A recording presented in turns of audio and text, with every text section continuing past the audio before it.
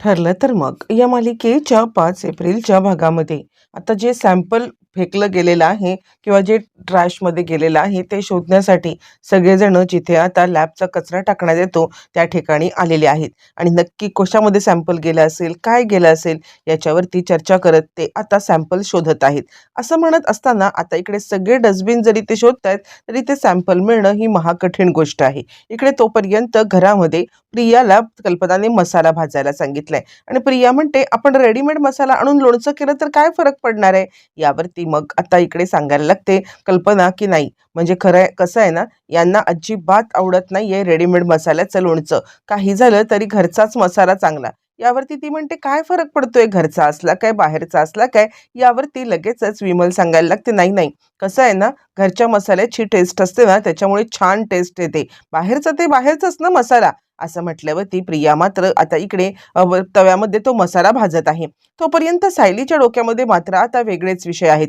ती विचार करते की मी आता कुसुमताईला कॉल करते आणि कुसुमताईला कॉल करून त्या आता गाठोड्यांच्या बद्दल किंवा बाकी विचारते. असं म्हणत ती कुसुमला फोन लावते आणि हॅलो कुसुमताई, हल्ली तर आपला अजिबात फोनच होत नाहीये. म्हणजे तुझ्या ऑर्डर वगैरे भरपूरच आहेत ना, त्यामुळे आपले कॉलच होत नाहीयेत.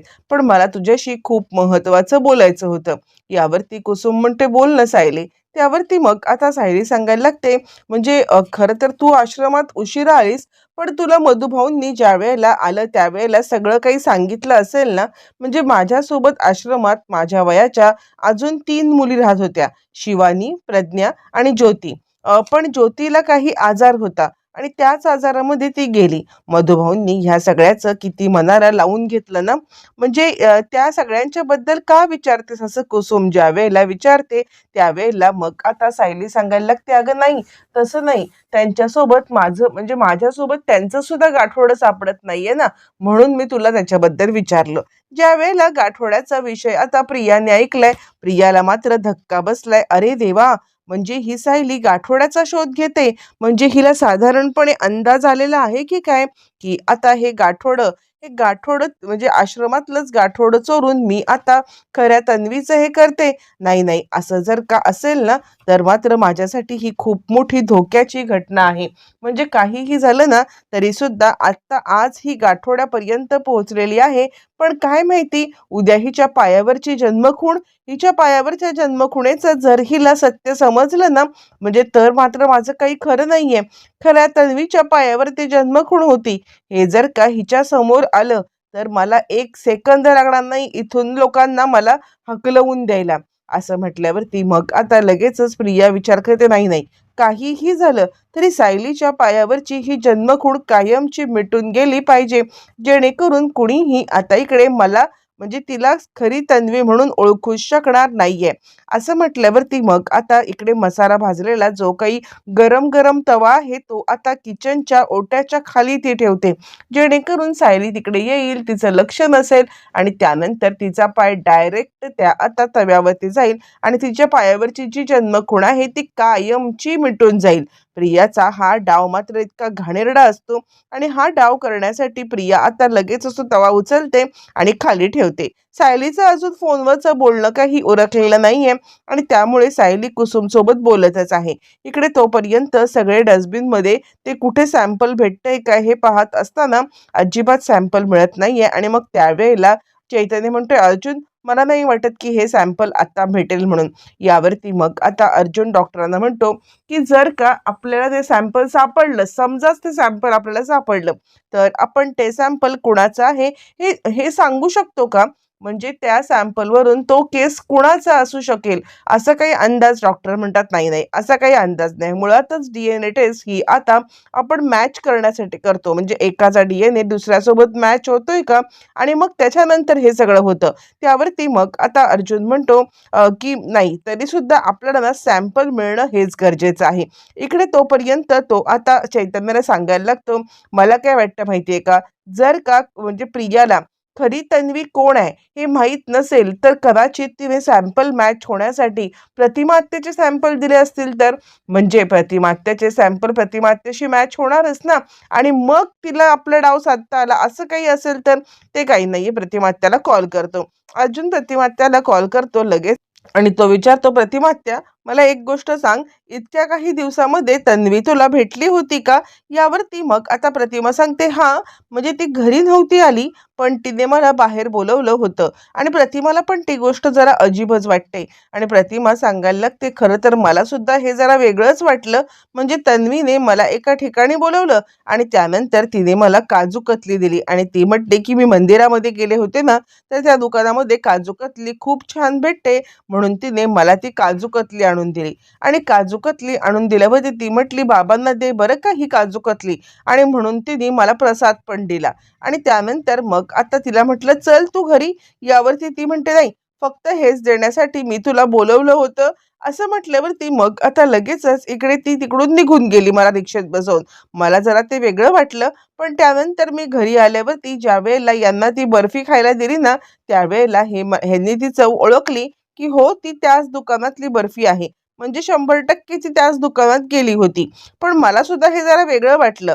पण का रे अर्जुन, तू असं का विचारत आहेस? असं म्हणत इकडे आता प्रतिमाने सगळ्या आता गोष्टी अर्जुनला सांगितल्यात. अर्जुन म्हणतो, नाही नाही, अगं तसं काही नाहीये, म्हणजे सहजच मी विचारलं. यावरती ती म्हणते, काय रे, काय तुझ्या डोक्यात चालू आहे? यावरती अर्जुन म्हणतो, नाही, बाकी काही नाहीये. आणि प्रतिमाकडून ही माहिती कळाल्यावरती अर्जुन आता फोन ठेवून देतो. त्यानंतर मग आता अर्जुन म्हणतो, म्हणजे तिने जर का प्रतिमात्याची भेट घेतली, म्हणजे तिने प्रतिमात्याकडून सॅम्पल 100% घेण्याची शक्यता आहे. म्हणजे आता तिला खरी तन्वी कोण माहीत नाहीये का? इकडे तोपर्यंत मग आता प्रियाने केलेली युक्ती वर्कआउट करण्याची तिने आता वेळ आलेली असते. बरोबर तवा खाली ठेवते आणि त्यानंतर मग आता सायली तिकडून यायला निघते.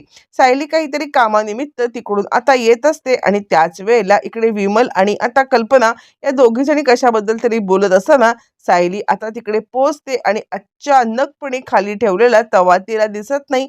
त्या तव्यामध्ये तिचा पाय पडतो आणि जोरात किंचाळते.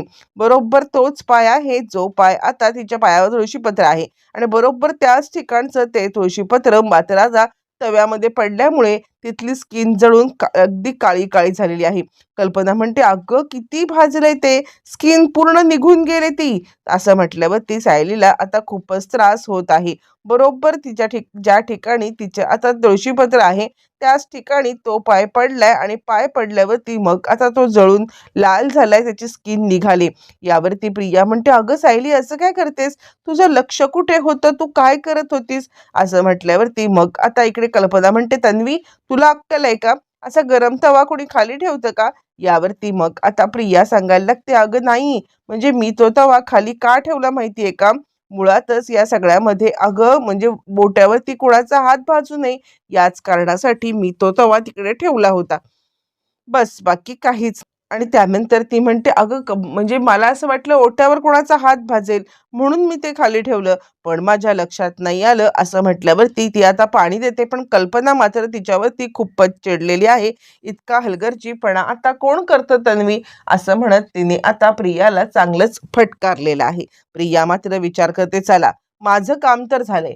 कुणी कितीही मला काहीही बोललं तरी सुद्धा आता मला या सगळ्याचा काहीच फरक पडत नाहीये.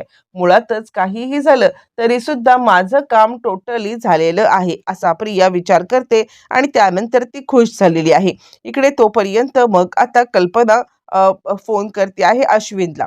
अश्विनला फोन करून कल्पना मात्र आता लगेचच त्याला घरी बोलवते आहे मलमपट्टी करण्यासाठी. इकडे तोपर्यंत अर्जुन सांगतोय, मला तुम्ही एक गोष्ट सांगाल का? म्हणजे एकाच व्यक्तीचे 2 सॅम्पल जर का आपल्याला देण्यात आले तर आपण ते ओळखू शकतो का? डॉक्टर म्हणतात 100%.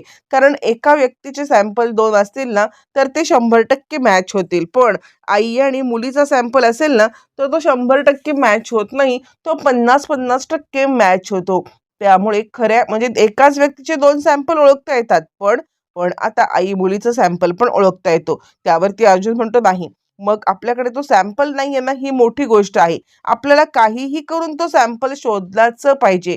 तो सॅम्पल जर का आपल्याला मिळाला ना, तरच आता खरी तन्वी माहिती आहे की नाही प्रियाला, ही गोष्ट आपल्याला कळेल. ते काही नाहीये. चला, आपण पुन्हा एकदा सॅम्पल शोधूया आणि मला तुम्ही एक गोष्ट सांगा, तुमच्या त्या लॅब असिस्टंटने त्याच्यावरती काही लिहिलं होतं का? यावरती मग आता डॉक्टर म्हणतात, मी हे काय आहे ते विचारून सगळं तुम्हाला सांगतो. अर्जुनच्या डोक्यामध्ये इतकंच आहे, काहीही झालं तरी तो सॅम्पल भेटलाच पाहिजे. त्या सॅम्पलवरूनच खरी तर प्रियाला माहिती आहे की नाही हे आपल्याला समजेल. लगेचच डॉक्टर आता कॉल करतात. कॉल करून डॉक्टर त्याच्या सॅम्पलवरती काय लिहिलंय हे विचारतात आणि त्यानंतर त्या सॅम्पलवरती प्रिया आणि do not use for test असं काहीतरी लिहिलं आहे. असं आता ज्या वेळेला इकडे डॉक्टर सांगतात त्यावेळेला पुन्हा एकदा अर्जुन आणि त्याची टीम पूर्णपणे या सगळ्यामध्ये आता सज्ज होते हे सगळं शोधण्यासाठी. त्याच वेळेला मग आता हे सगळे शोधत असताना अचानकपणे अर्जुनला या सगळ्यामध्ये प्रयत्नांती ते आता सॅम्पल भेटतं आणि सापडलं सापडलं असं अर्जुन ओरडायला लागतो. फायनली ते सॅम्पल जे आपण शोधतोय ते आपल्याला सापडले असं म्हणत अर्जुनला खूपच आनंद झालेला आहे. आता अर्जुन विचार करतोय हे सॅम्पल आपल्याला त्या सॅम्पल सोबत मॅच करायचं आहे. 100% मॅच होतोय, 50% मॅच होतोय. याच्यावरून आता फायनली आपल्याला समजेल की हे आता कुणाचं आहे, तन्वीचं सॅम्पल आहे की आता प्रतिमा आत्याचं सॅम्पल आहे. असं म्हटल्यावरती मग आता अर्जुन खूपच खुश झालाय आणि त्यानंतर ते सॅम्पल डॉक्टरांच्या हातामध्ये केलेलं आहे. त्या तितक्यातच आता हा सगळा प्रकार घडल्यावरती अर्जुनला कॉल आलेला आहे, तो म्हणजे इकडे कल्पनाचा. लगेचच अर्जुन आता कल्पनाचा कॉल घेतो आणि त्यावरती त्याला आता सायलीचा पाय भाजलाय हे समजल्यावरती तो खूपच पॅनिक झालेला आहे. पॅनिक होऊन तो आता धावत पळत इकडे सायलीला भेटायला घरी आलाय. इकडे तोपर्यंत अश्विन आलाय आणि अश्विन म्हणतो, मम्मा ही जखम खूपच मोठी आहे आणि आता आपल्याला काहीही झालं तरी ह्याला जे काही म्हणजे औषध देते ना ते लावायला लागेल. बँडेज करून चालणार नाही, नाहीतर जखम चांगलीच चिघळेल. आणि त्यानंतर मग आता लगेचच प्रिया इकडे नाटक करायला लागते. प्रिया नाटक करत असते की सॉरी सायली, माझ्यामुळे हे सगळं घडलं. खरं तर मला माहीतच नव्हतं की मी तवा खाली ठेवल्यामुळे असं काही होईल. हे आणि ते ती आता बडबड करत असते. पण त्यानंतर सायली म्हणते, मला असं वाटत होतं की ओट्याखाली म्हणजे खाली कोण तवा ठेवतं, म्हणून मी आता या सगळ्यामध्ये तिकडे गेले आणि माझा पाय भाजला. ठीक आहे असं म्हणत असताना अर्जुन तिकडे आलाय. बायको हे काय झालं? यावरती सायली म्हणते, अहो काही नाही, थोडासा पाय भाजलाय. त्यावरती तो म्हणतो, थोडासा? ते काही नाहीये. यावरती अश्विन म्हणतो, हे बघ दादा, पॅनिक होऊ नकोस. आता काही दिवस त्या पायाला बँडेज करून चालणार नाही. मी काही औषधं देतोय, ती औषधं लावून घ्या आणि त्यानंतर मग आता तुम्ही म्हणजे नंतर बघू आपण काय करायचं ते. त्यावरती अर्जुन म्हणतो, अरे पण बघ तरी काय झालंय. यावरती अश्विन म्हणतो, हो दादा, तू जास्त पॅनिक होऊ नको. अर्जुन म्हणतो, हे बघ तू आता पाय खाली टेकायचा नाहीये, मी तुला उचलूनच वरती नेणार. असं म्हणत अर्जुन आता सायलीला उचलून वरती न्यायला लागतो आणि त्यानंतर सगळेजण एकमेकांकडे पाहायला लागतात आणि त्यानंतर चैतन्यला आता अर्जुन म्हणतो की तू वरती ये. चैतन्य म्हणतो, हो मी वरती तर येणारच आहे. कारण कसं आहे ना, काहीही झालं तरी सुद्धा हा रोमॅन्टिक पिक्चर मी कसा सोडणार. आणि खरं सांगू का तर आता म्हणजे कल्पना मावशी, तुझ्या ना मुलाला फक्त आणि फक्त चान्स पाहिजे आपल्या बायकोला उचलून घ्यायचा. हे लागणं वगैरे फक्त निमित्त आहे. सगळेजण आता मात्र अर्जुनकडे पाहत आहेत. अर्जुनला काही फरक पडत नाहीये. तो मस्तपैकी सायलीला उचलून आता सगळ्यांच्या समोर वरती घेऊन चाललेला आहे. आणि त्यानंतर सायली म्हणते, अहो असं काय करताय? मी मी उतरेन ना, मी उतरेन. यावरती तो म्हणतो, अजिबात नाही, मी म्हंटल ना चल वरती. मग अर्जुन तिला वरती घेऊन चाललाय. इकडे प्रिया विचार करते, करा करा, किती रोमॅन्स करायचा आहे तो आता रोमॅन्स करून घ्या. काहीही झालं तरी सुद्धा आता जेव्हा हिचा पाय बरा होईल ना त्यावेळेला पायावरची खूण आता निघून गेलेली असेल. इकडे तोपर्यंत अर्जुन आता सायलीला सांगतोय की आपल्याला सॅम्पल भेटलेले आहेत. यावरून आता इकडे हे सॅम्पल कुणाचे आहेत हे सत्य आपल्याला समजेल. आणि अजून एक पुरावा आपल्या हातात लागलाय की प्रिया सॅम्पल चेंज करायला गेली होती. तो हार. त्यानंतर इकडे आता सचिनने मुळातच प्रताप आणि त्या बँक मॅनेजर यांचं आता हे रेकॉर्ड केलेलं आहे आणि तो विचार करतोय की आत्याच्या आत्या हे रेकॉर्डिंग मी अस्मिताला दाखवतो. मग अस्मिताला कळेल की तिच्या डॅडनेच तिचं अकाउंट फ्रीज केलंय आणि ती त्यांना जाब विचारेल. जाब विचारल्यावर ती त्यांना अकाउंट चालू करायला लागेल. इकडे तोपर्यंत आता इकडे हार घेऊन ज्या वेळेला अर्जुन आलाय त्यावेळेला तो हार कल्पनाकडे दिलाय. कल्पना म्हणते, तन्वी हा तर नेकलेस तुझा आहे ना? ती म्हणते, नाही हा माझा नाहीये, माझा असाच आहे पण वेगळा आहे. मग सायली म्हणते, दुसरा नेकलेस कुठे आहे? आता मात्र अश्विनच्या समोर प्रिया एक्सपोज व्हायला निघालेली असते.